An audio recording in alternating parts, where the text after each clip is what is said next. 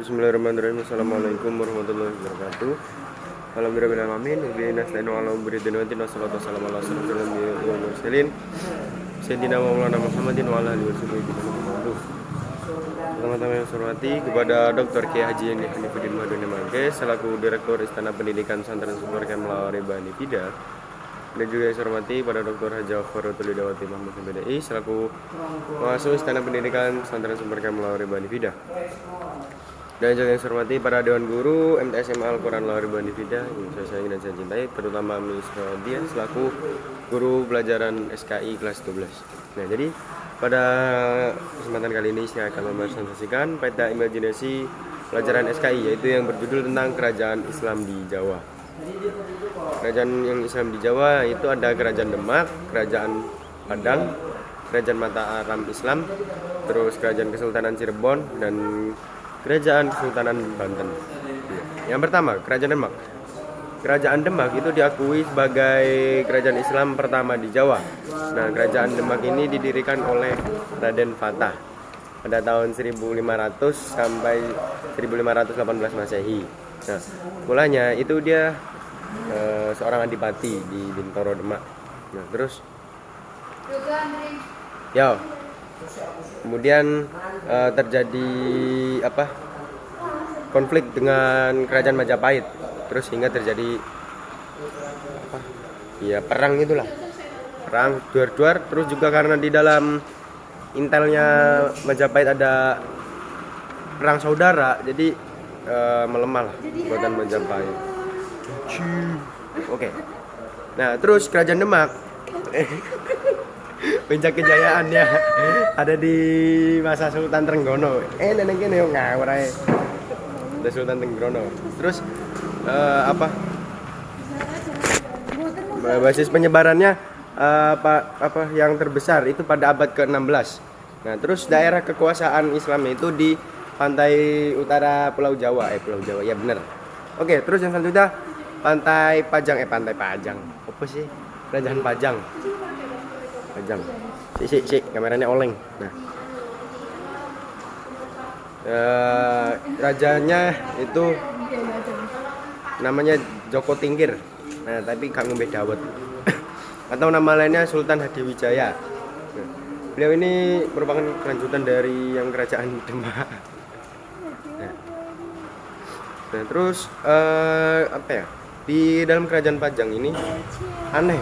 Kenapa ya? Karena anaknya itu kan yang meneruskan jadi raja setelahnya Sultan Hadiwijaya itu menantunya, bukan anaknya. Nah, terus karena anaknya itu kayak iri dengki ngono lah ambek mantune, sama kayak sepupunya gitu lah. Nggak tahu pokoknya sama menantunya Sultan Hadiwijaya. Terus anaknya ini kayak membangun konferensi kerjasama dengan Mataram Islam untuk menghilangkan si mantunya ini. Namanya mantunya siapa ya, lupa gitu, ada di materinya gitu. Nah, terus akhirnya setelah si menantunya ini meninggal, akhirnya anaknya yang berkuasa. Terus setelah itu banyak pemberontakan lainnya yang sehingga keruntuhannya pada tahun 1618 Masehi. Terus lanjut next, ada Mataram Islam. Nah, raja yang pertama itu si Raja Senopati. Nah, habis itu Bang Umbel saya yo. Oke, udah Bang Umbel. Ya, Mataram Islam kan raja pertamanya itu si Senopati. Itu berkuasa sampai tahun 1601 Masehi, bukan miliar. Nah, habis itu setelah si Senopati meninggoy, digantiin anaknya namanya Sedaing Krapyak, itu Pondok Krapyak. Terus mari sedo ganti mana anaknya jenenge Sultan Agung, itu yang berkuasa pada tahun 1613 sampai 1646 Masehi. Pada pemerintahan Sultan Agung terjadi kontak bersenjata antara si Mataram ini dengan VOC. Nah, terus sehingga terjadi perang-perang gitulah. Terus juga terjadi perang saudara dengan Pangeran Alit. yang mendapat dukungan dari ulama, si Pangeran Alit ini. Nah terus akhirnya si ulama pendukung ulama ini dibantai habis-habisan ya, dibantai Nupsi pada tahun 1647. Terus kemudian ada pemberontakan lagi oleh siapa sih namanya, Raden Kajoran pada tahun 1677 Masehi dan 1778 Masehi. Terus yang selanjutnya ada kerajaan Cirebon. Nah, kerajaan Cirebon ini berkuasa pada abad 15 sampai 16 Masehi. Letak itu di pantai utara Jawa. Nah, rakyatnya ini unik. Rakyatnya itu blasteran, ada blasteran Sunda sama Jawa, guys. Katanya Sunda Jawa itu tidak bisa bersatu. Gitu. Tapi ada kan mitosnya sih. Komen, ya Sunda Jawa. Oke. Terus yang sultan pertamanya itu namanya Ki Gedeng Tapa. Nah, tapi yang mendirikan Kesultanan Cirebon itu namanya Pangeran Cakrabuana. Nah, pokoknya ruwet ngono lah Sultanan Cirebon itu penjelasannya sejarah ini. Terus selanjutnya ada Kerajaan Banten. Terus asal usulnya ini Sunan Gunung Jati dan pasukan Demak itu merebut pelabuhan Banten. Pelabuhan Banten dari si siapa? Apa sih penjajah apa POC itulah. Gitu. Nah terus akhirnya berdirilah itu habis merebut pelabuhan. Ini berawalnya dari pelabuhan, berakhir kerajaan.